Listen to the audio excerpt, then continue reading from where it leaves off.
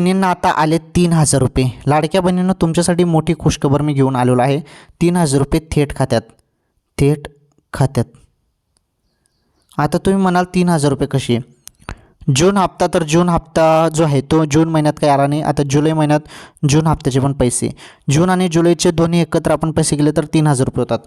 हे बघा, जरी 1,500 रुपये जरी आले तर मग आता 1-2 दिवसात 1,500 रुपये येऊन जातील जून महिन्याचे. जरी नाहीच आले आणि सपोज 10 दिवस झाले, 10 दिवस जरी झाले, हे बघा 10 दिवस जरी झाले पैसे येण्यासाठी उशीर झाला, तर मग तुम्हाला त्यासोबत जुलैचे पण 1,500 रुपये मिळतील. जुलैचे पण 1,500 रुपये त्यामध्ये ॲड केले जातील. म्हणजे 1,500 रुपये जूनचे आणि 1,500 रुपये जुलैचे, टोटल दोन्ही महिन्याचे पैसे 3,000 रुपये तुमच्या खात्यात थेट खात्यात येऊ शकतात.